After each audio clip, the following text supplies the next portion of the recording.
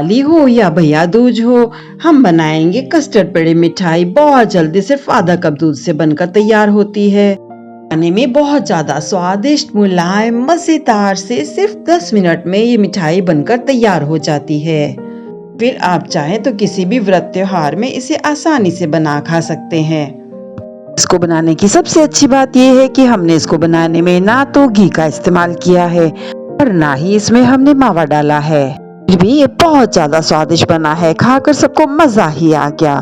तो इसको बनाने के लिए हमने यहाँ पर लिया है 1 कप मिल्क पाउडर। हमने यहाँ पर एवरीडे का नेस्ले मिल्क पाउडर इस्तेमाल किया है और आपके पास जो मिल्क पाउडर हो आप उससे भी इसे बना सकते हैं। आसानी से बनकर तैयार होगा। हमारा कप 250 ग्राम का है। यहाँ पर आधा कप फुल फैट वेयर का दूध इस्तेमाल किया है। थोड़ा थोड़ा सा मिल्क पाउडर में डाल रहे हैं जिससे कि दूध और मिल्क पाउडर आपस में अच्छे से मिक्स हो सके, और इसे हम थोड़ा थोड़ा करके डाल रहे हैं। और अब हमने डाला है 1/4 कप भर चीनी। जितना हम मिल्क पाउडर नापेंगे उसी हिसाब से हमें 1/4 कप भर चीनी को लेना है, और इतनी चीनी इसमें काफी पर्याप्त है। अगर थोड़ा सा मीठा खाना ज्यादा पसंद करते हैं तो फिर खाना खाने वाले 2 छोटे चम्मच भर चीनी इसमें आप बढ़ा लीजिएगा। और अब हम चीनी को भी इस मिश्रण के साथ घुमाते हुए अच्छे से मिक्स कर दे रहे हैं। अभी हमने गैस की फ्लेम को ऑन नहीं करना है।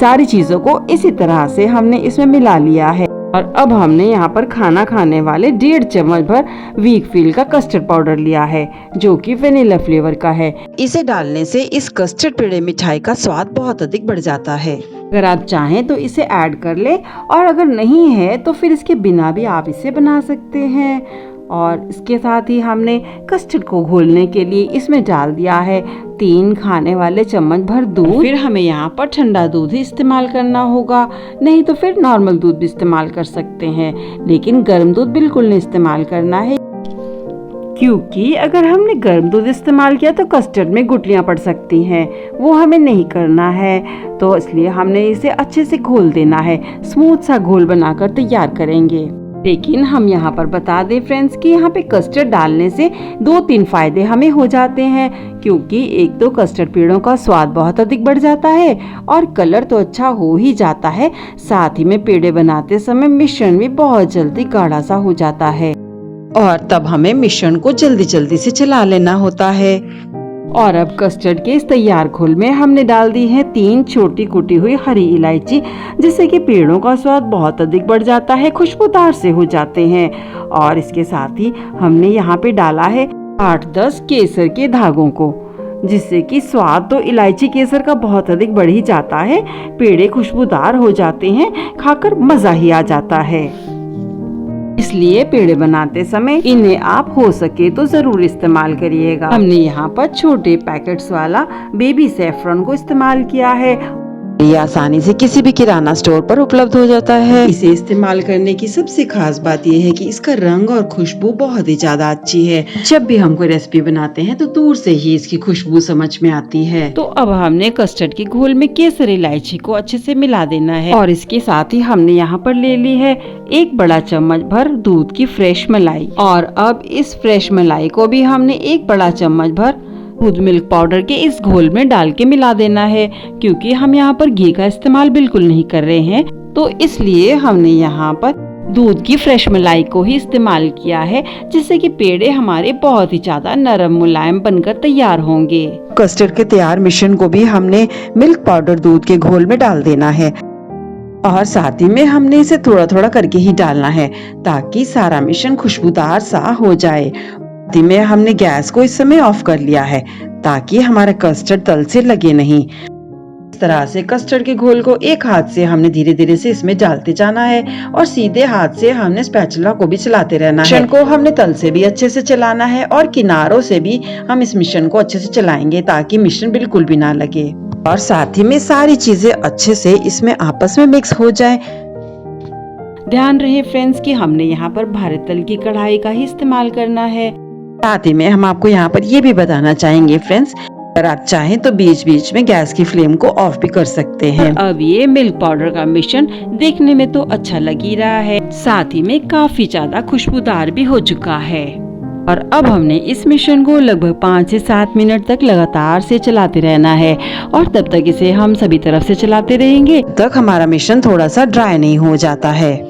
यानी कि ये जब तक इकट्ठा ना होने लगे तब तक हमें इसे चलाते रहना है। और इसके साथ ही हमने इसमें डाला है छोटा 1 चम्मच भर शुद्ध देसी घी। इससे कि मिश्रण बहुत ही जल्दी से इकट्ठा होकर सिमटने लगता है।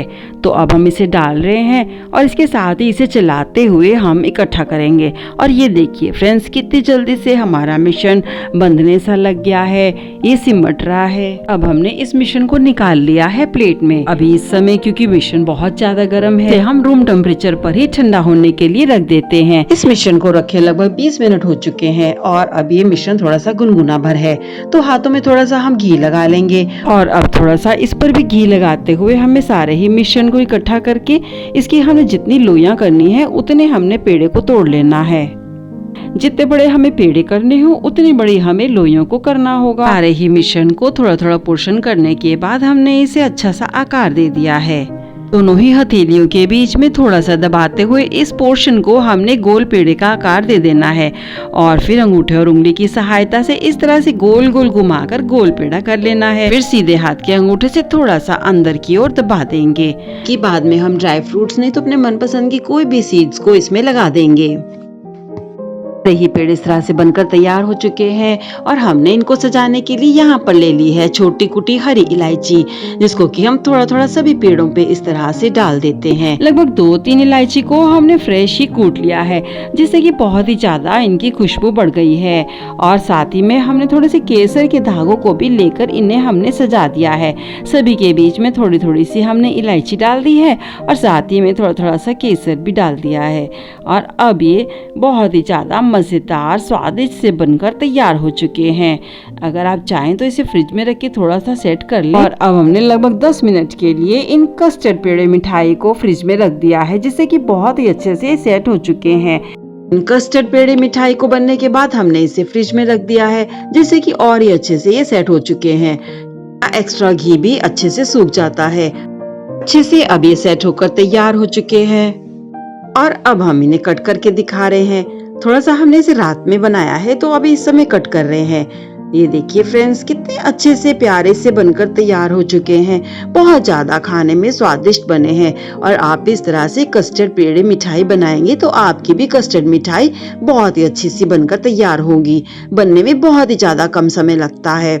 आप एक बार बनाकर देखेंगे तभी आप समझ पाएंगे कि कितने ज्यादा स्वादिष्ट बनते हैं। में जाते ही घुल जाते हैं। तरह से नरम मुलायम स्वादिष्ट कस्टर्ड पेड़े मिठाई को घर पे बनाना और हमें सब्सक्राइब, लाइक और सपोर्ट करना बिल्कुल ना भूलें।